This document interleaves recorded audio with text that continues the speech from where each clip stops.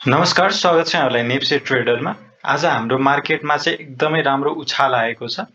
आज हाम्रो मार्केटमा चाहिँ 40.48 पोइन्टको चाहिँ आज वृद्धि भएको छ, जुन चाहिँ 2.09% को हुन आउँछ। र आज हाम्रो मार्केट चाहिँ बढेर 1980.09 मा पुगेको छ। आजको दिन हेर्नुहुन्छ भने 212 वटा कम्पनीहरूले नाफा कमाएका छन् भने 6 वटा कम्पनीले आज पनि घाटा बेहोर्नु परेको छ र 5 वटा कम्पनीको मूल्य जस्ताको त्यस्तै। आजको टप गेनरको कुरा गर्नुहुन्छ भने बीईडीसी, सिटी, जीएमएफआईएल, आरएलएफएल र सीआईटी को चाहिँ एकदमै धेरै मूल्य वृद्धि भएको छ। त्यस्तै टप लुजरको कुरा गर्नुहुन्छ भने जीआईपीएफ1, एमएमएफ1, एमकेएलबी, एनआईसीएसएफ र पीआरएसएफले चाहिँ सबसे धेरै घाटा गर्नेमा चाहिँ यी कम्पनीहरू पर्छन्। त्यस्तै टप टर्नओभरको कुरा गर्नुहुन्छ भने सीआईटी, शिवम, आईजीआई, एनटीसी र एनआरआईसीमा चाहिँ एकदमै धेरै टर्नओभर देखिएको छ। अर्थात् धेरै लगानीकर्ताहरूको चाहिँ धेरै इन्भेस्टमेन्ट चाहिँ यी कम्पनीहरूमा रहेका छन्।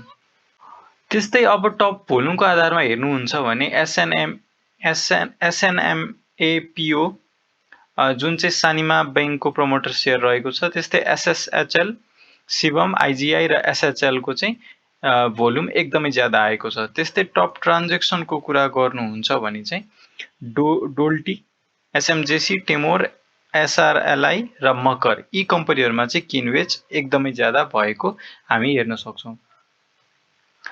त्यस्तै अब आजको वृद्धिमा चाहिँ कुन सेक्टरको योगदान धेरै थियो, आगामी दिनमा चाहिँ कुन चाहिँ सेक्टरले यो बुललाई लिड गर्छ भन्ने कुराको लागि चाहिँ एनालिसिस गर्नु पर्दाखेरि चाहिँ बैंकिङ इन्डेक्स 0.74% ले बढेको छ, डेभलपमेन्ट बैंक 4.66% ले बढेको छ, फाइनान्स 5.72% ले बढेको छ, hotel and tourism 1.27, hydro power 2.27, investment 5.11, life insurance 1.89% ले बढेको छ, म्यानुफ्याक्चरिङ एन्ड प्रोसेसिङ 3.53% ले बढेको छ, micro finance 2.32, mutual fund 0.42, non life 1.61, other index 2% ले र ट्रेडिङ इन्डेक्स भने 3.88% ले बढेका छन्। आज सबै सेक्टरहरू हरियो नै छ, कुनै पनि सेक्टरले आज घाटा बेहोर्नु परेको छैन र यो आजको दिनमा चाहिँ लिड गर्ने सेक्टरहरू चाहिँ development bank, finance, investment, manufacturing and processing र त्यसै गरी ट्रेडिङ इन्डेक्सहरूले चाहिँ यो मार्केटलाई चाहिँ आज एकदमै राम्रोसँग साथ दिएको छ र आगामी दिनमा पनि यी कम्पनीहरूले नै गर्न सक्ने सम्भावना रहेको छ। स्पेशली डेभलपमेन्ट बैंक, फाइनान्स र हाइड्रो आज खासै बढ्न सकेको छैन र माइक्रो फाइनान्स पनि निकै घटेको सेक्टर हो, त्यसकारण यो बुलमा चाहिँ यसमा पनि एकदमै राम्रो वृद्धि हुन सक्ने सम्भावना चाहिँ रहेको छ। अब टेक्निकली रूपमा हेर्नु पर्दाखेरि चाहिँ के देखिन्छ त, अब खास हेर्नुहुन्छ भने चाहिँ यो लास्ट टाइमको जुन हायर हाई बनेको थियो त्यहाँसम्म त हाम्रो मार्केट त्यसलाई पनि कटेर चाहिँ अलमोस्ट त्यही ठाउँतिर चाहिँ क्लोजिङ दिएको छ।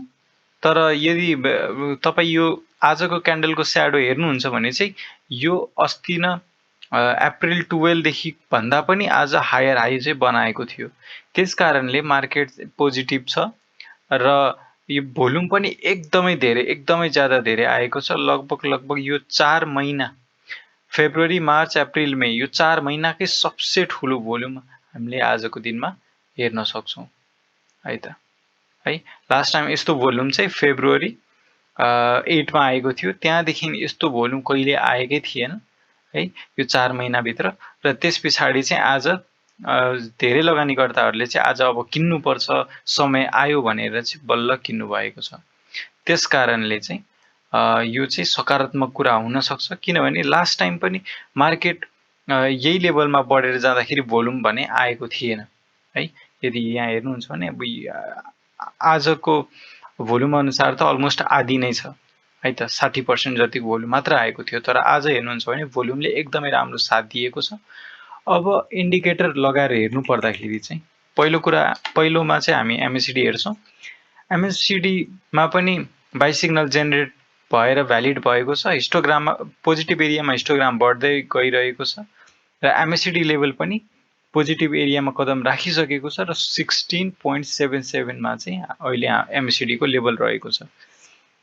र यदि योभन्दा अगाडिको दिनमा हेर्नुहुन्छ जुन चाहिँ यो अप्रिल 11 मा जुन आएको थियो 22 सिग्नल त्यो र मार्केट आजकै अल टाइम हाईमा पनि पुगेको थियो हैन, तर हाम्रो MACD को लेभल भने -17 मा थियो, आज पोजिटिभ 16-17 मा छ भने पछाडि यो चाहिँ एकदमै सकारात्मक र यो तुलनामा त यसको झन्डै झन्डै डबल अथवा डबल भन्दा अझ धेरै बढ्न सक्ने सम्भावना रहेको हुन सक्छ है। अब बुल आइहाल्यो, अब 3200 नाग्ने गरी जान्छ भन्न चाहिँ भन्नुभन्दा पनि अहिलेको लागि चाहिँ हाम्रो टार्गेट एटलिस्ट 2200 सम्म चाहिँ रहन्छ। त्यस्तै अर्को इन्डिकेटर छ आरएसआई। आरएसआई अनुसार यदि हेर्नुहुन्छ भने चाहिँ मैले के भनेको थिएँ भन्दाखेरि 60 को ब्रेकआउट नदिएसम्म चाहिँ मार्केटमा एउटा तेजी आउँदैन, एकदमै अल्छी लाग्दो मार्केट रहन्छ भनेर भनिरहेको थिएँ। आज 60 लाई ब्रेकआउट दिएको छ र दिनु बित्तिकै यहाँ क्यान्डल पनि हेर्न सक्नुहुन्छ, निकै सकारात्मक र ठुलो क्यान्डल, एकदमै उकालो उक्सिनीवाला जुन यो क्यान्डल फर्म भएको छ त्यस्तो खालको क्यान्डलको लागि चाहिँ हामीले 60 को लेभललाई ब्रेकआउट दिनुपर्ने हुन्छ भनिरहेका थियौँ पटक पटक, र आज त्यही भएको छ। 60 क्रस आउट हुनु ब्रेकआउट हुनु बित्तिकै मार्केटमा चाहिँ एकदमै राम्रो उछाल आएको छ। त्यस्तै अर्को इन्डिकेटर लगाएर हेर्न चाहे मैले बोलिङ्गर ब्यान्ड। बोलिङ्गर ब्यान्ड अनुसार यदि हेर्नुहुन्छ भने चाहिँ अप्पर ब्यान्डमा फाइनली छोइसकेको छ। यदि अब अप्पर ब्यान्डलाई छुँदै अथवा यतैतिर कन्सोलिडेट हुन सक्यो भने चाहिँ मार्केट आगामी दिनमा बढेरै जाने, यसलाई घचेट्दै अप्पर ब्यान्डलाई घचेट्दै माथि जाने सम्भावना रहन्छ। र अर्को पोजिटिभ कुरा चाहिँ बोलिङ्गर ब्यान्ड अनुसार के रहेको छ भन्दाखेरि मिडल ब्यान्ड पनि माथितिरै फर्केको छ। अब माथि एकदमै तेजीले बढ्दै जाँदाखेरि चाहिँ यो डेभिएसन, स्ट्यान्डर्ड डेभिएसनले गर्दाखेरि चाहिँ यो एभरेज भ्याल्यु अनुसार चाहिँ यो पनि तलतिर झुक्ने गर्छ। यदि तपाईँ यहाँ पनि हेर्नुहुन्छ भने चाहिँ यहाँ माथि जुन तेजीले माथि बढ्छ त्यही तेजीले तल पनि यो लेभल चाहिँ बढिरहेको हुन्छ। यो कुनै नेगेटिभ कुरा होइन, यो पोजिटिभ कुरै हो। जुन तेजीले मार्केट बढ्छ त्यही तेजीले लोवर ब्यान्ड पनि तलतिर जान्छ र यो ओभरअलमा चाहिँ पोजिटिभ नै रहेको छ। आजको दिनमा मैले तपाईहरुको लागि SHPC ल्याएको छु, सानिमामै हाइड्रो पावर। यो हाम्रो एकजना कमेन्टमा आएको थियो, एउटा हाम्रो सब्सक्राइबरले सोध्नु भएको रहेछ। यदि SHPC राम्रो स्टक हो, राम्रो हाइड्रो हो, यसले डिभिडेन्ड दिने जुन एउटा प्रथा छ हाइड्रो मध्ये यो सानिमाइम हाइड्रो पावर चाहिँ एकदमै उत्कृष्ट हाइड्रो पावर रहेको छ। बोनस अथवा डिभिडेन्ड दिएर भए पनि लगानीकर्ताहरूको चाहिँ मन जित्दै आएको छ। धेरै नदिए पनि उसको क्यापेसिटी अनुसार चाहिँ एकदमै राम्रो पर्फर्म गरिरहेको छ। धेरै दिएर अर्को वर्ष जोगी हुनुभन्दा चाहिँ जति क्षमता छ त्यति नै दिन्छ र बिजनेस मोडल पनि यसले ग्रोथ गरिरहेको छ। सानिमा ग्रुपको सबै सेक्टरहरूको बैंकिङ होस् अथवा हाइड्रो पनि 2-3 वटा छ, सबैले राम्रो गरिरहेको छ। टेक्निकली हेर्नु पर्दाखेरि चाहिँ MACD पोजिटिभ एरियामा रहेको छ र बढिरहेको छ यो। तर यदि हामी प्राइस हेर्छौं भने चाहिँ अलरेडी बढिसकेको भएर चाहिँ तपाईहरुले यदि किन्न छुटाउनु भएको छ भने चाहिँ नयाँ बाइङको लागि चाहिँ अब अहिले किन्दा हुन्छ। किनभने एउटा जुन रेजिस्टेन्स थियो यो लेभलमा 370 तिर, त्यो चाहिँ आज ब्रेकआउट दिएको छ। त्यसकारणले यहाँनिर चाहिँ एउटा सपोर्ट हुन सक्ने सम्भावना रहेको छ। फेरि 370 तिर आउँछ भने चाहिँ तपाईहरु किन्न सक्नुहुन्छ। यदि बढेर गयो किन्न सक्नु भएन भने चाहिँ तपाईहरुलाई अहिले अब कुर्दै बेटर देखिन्छ। यदि तपाईहरुसँग छ भने होल्ड गर्नु होला, यसको पोटेन्शियल निकै राम्रो छ। 500 यदि बुल आइहाल्यो भने चाहिँ 500 देखि 550 को हामी टार्गेट राख्न सक्छौं। यो अर्को लास्ट टाइमको बुलमा चाहिँ यसको अल टाइम हाई चाहिँ 600 सम्म पुगेको रहेछ। त्यसकारणले चाहिँ यो एउटा सम्भावना भएको कम्पनी हो। अहिलेको लागि चाहिँ हाम्रो टार्गेट 500-550 नराखे पनि 400 देखि, अब 400 त पुग्न टाइम लाग्दैन बढेर गयो भने, तर 450 देखि 440 यो बिचमा चाहिँ हामीले सेल गरेर मुनाफा हासिल गर्न सक्छौं। त्यस्तै एउटा अझै कमेन्टमा बताउनु भएको थियो SPDL। SPDL हेर्नु पर्दाखेरि के देखिन्छ भन्दा यो पनि एउटा हाइड्रो कै सेक्टरको एउटा स्टक रहेको छ। Synergy power development limited. Hydro power चाहिँ कन्स्ट्रक्सन हुने बेला चाहिँ यो कम्पनीले चाहिँ लगानी गर्छ।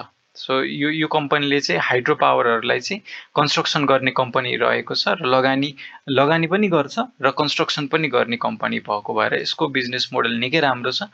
हाइड्रो पावरले बरु पछिको दिनमा उसले बिजुली उत्पादन गरिसके पछाडि कमाउला हैन, तर सिनर्जी पावर यस्ता हाइड्रोमै लगानी गर्ने कम्पनीहरूले चाहिँ हुन चाहिँ कोर बिजनेस उनीहरूको पनि जुन कोर आम्दानी हो त्यो चाहिँ हाइड्रो पावर सञ्चालनमा आइसके पछाडि हाइड्रो पावरले उसलाई पैसा तिर्छ पछि र त्यस पछाडि चाहिँ यो कम्पनीले नाफा गर्ने हो। तर उसको मोडल चाहिँ हाइड्रो भन्दा चाहिँ अलि लेस रिस्की रहेको छ, जुन चाहिँ प्योर हाइड्रो पावर रहेको छ। किनभने कन्स्ट्रक्सन हुँदाखेरि ब्याङ्कबाट उठाउने लोनदेखि लिएर तपाईको प्रमोटरहरूले खर्च गरेको लोनहरू सबै यी कम्पनीहरूले लिने गर्छ। हस्त आजले यति नै। भिडियो कस्तो लाग्यो, उपयोगी लागेमा लाइक गरिदिनु होला। केही सरसुझाव छ भने कमेन्टमा बताइदिनु होला र च्यानलमा नयाँ हुनुहुन्छ भने सब्स्क्राइब गरिदिनु होला। हस्त आजलाई यति नै, धन्यवाद।